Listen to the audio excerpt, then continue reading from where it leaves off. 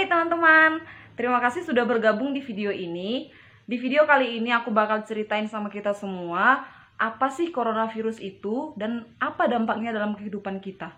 Dan bagaimana kita sebagai orang Kristen yang sudah percaya kepada Tuhan menanggapi atau menyikapi hal ini dalam kehidupan kita. Mau tahu bagaimana caranya? Ikutin terus video ini. Nah, coronavirus atau kepanjangan dari Severe Acute Respiratory Syndrome coronavirus 2 atau yang disingkat sebagai SARS-CoV-2 adalah virus yang menyerang sistem pernapasan. Virus ini dapat menyerang siapa saja, bisa anak-anak, bisa orang tua, lansia, perempuan, laki-laki, ibu hamil, ibu menyusui, dan semua kalangan usia. Penyebarannya juga dapat terjadi begitu cepat. Kita tidak tahu bagaimana dia bisa tersebar dan bagaimana dia bisa sampai ke tubuh kita. Akibat dari coronavirus ini, ada banyak negara di dunia yang harus menerapkan sistem lockdown untuk menghindari atau meminimalisir penyebarannya. Kegiatan-kegiatan di luar ruangan seperti berkerumun, bersentuhan, juga sebisa mungkin harus dihindari agar penyebarannya tidak terjadi begitu cepat.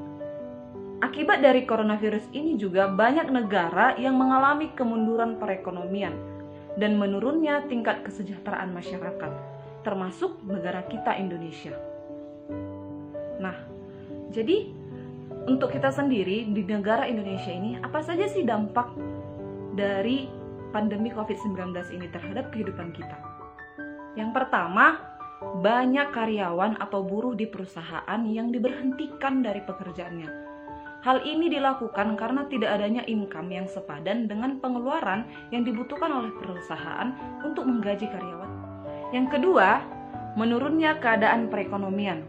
Dengan diberhentikannya para karyawan dari pekerjaannya, maka mereka menjadi tidak memiliki penghasilan yang tetap dan hal itu membuat menurunnya atau merosotnya kehidupan atau keadaan perekonomian mereka. Karena bisa saja pada masa ini, sekedar untuk membeli makanan pun kita sudah sangat sulit. Ketiga, itu sejalan dengan poin pertama dan kedua, yaitu meningkatnya jumlah pengangguran. Yang keempat, semua sekolah dan instansi pendidikan diliburkan dan belajar via online. Hal ini menjadikan para pelajar menjadi lebih banyak bermain-main, dan pelajaran yang didapatkan pun tidak seintens saat belajar di kelas.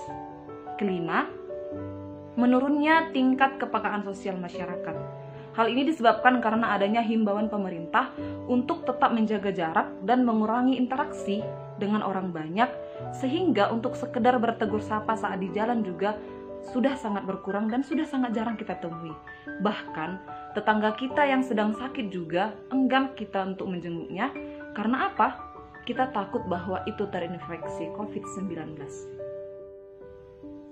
Dan yang terakhir adalah waktu untuk berkumpul di tempat ibadah juga sudah sangat terbatas. Hal ini dapat dilihat dan dirasakan oleh banyak orang di Indonesia. Karena instruksi pemerintah yang mengatakan kita tidak boleh berkumpul lebih lama, tidak boleh bersentuhan dengan orang lain, sehingga waktu di tempat ibadah juga semakin dikurangi. Sebenarnya ada banyak lagi dampak negatif yang mungkin kita rasakan atau orang lain rasakan di masa pandemi COVID-19 ini. Akan tetapi, bukan berarti kita harus selalu merasa takut, bahkan juga kita harus berhenti melakukan kegiatan kita. Mungkin juga akan ada banyak dari antara kita yang terdampak COVID-19 ini seolah-olah akan menyalahkan keadaan atau bahkan menyalahkan Tuhan. Misalnya, kita mungkin akan bertanya, apa salah kami Tuhan? Kapan ini akan berakhir? Kami tidak sanggup jika harus seperti ini lebih lama lagi. Atau mungkin juga kita akan menyalahkan pemerintah. Pemerintah tidak berusaha, pemerintah tidak cepat tanggap terhadap masalah yang terjadi, atau hal-hal lain yang mungkin membuat seolah-olah pandemi ini selesai dengan tuntutan-tuntutan demikian. Akan tetapi, dari banyak dampak itu, seharusnya kita semakin belajar dan semakin mengintrospeksi diri kita pada masa ini. Tidak ada yang layak kita persalahkan dalam masalah ini, karena ini adalah pandemi. Pada masa ini, kita harus semakin mendekatkan diri kita kepada Tuhan, semakin hidup dalam pengharapan, dan menggunakan waktu ini untuk menjalin kehidupan yang lebih baik dan lebih akrab lagi dengan orang-orang terdekat. mungkin saja kita bisa mengambil nilai positif dari hal itu. Pada masa-masa seperti ini, kita harus semakin mendekatkan diri kita kepada Tuhan, semakin hidup dalam pengharapan dan menggunakan waktu ini untuk menjalin kehidupan yang lebih baik dan lebih akrab lagi dengan orang-orang terdekat kita. Atau bisa saja kita semakin mengasah kemampuan diri kita untuk semakin meningkatkan kemampuan kita dalam melakukan sesuatu.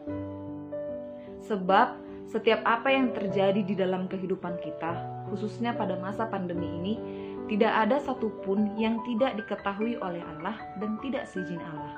Seperti yang tertulis di kitab Yeremia 29 ayat 11, dikatakan di sana, "Sebab aku ini mengetahui rancangan-rancangan apa yang ada padaku mengenai kamu. Demikianlah firman Tuhan, yaitu rancangan damai sejahtera dan bukan rancangan kecelakaan, untuk memberikan kepadamu hari depan yang penuh harapan." Maka dari situ kita bisa pahami bahwa kita harus tetap berpengharapan kepada Tuhan dan percaya bahwa di balik pandemi ini Tuhan sudah menyediakan masa depan yang lebih baik. Semoga setelah ini kehidupan kita semua semakin sejahtera dan kita dapat semakin meningkatkan kemampuan diri kita. Tetapi ingat, dalam masa pandemi ini kita harus tetap berusaha, bekerja, dan tetap harus melanjutkan kehidupan kita dengan cara yang lebih baik. Kita harus tetap menjaga kesehatan, jangan lupa gunakan masker kemanapun kita pergi, memakan makanan yang sehat, dan hidup dengan pola yang sehat. Nah, jadi terima kasih saya ucapkan kepada teman-teman yang sudah menyaksikan video ini. Jangan lupa like, komen, subscribe, dan bagikan video ini ke semua media sosial kalian supaya membantu kelancaran dari channel ini. Terima kasih sudah saksikan video ini.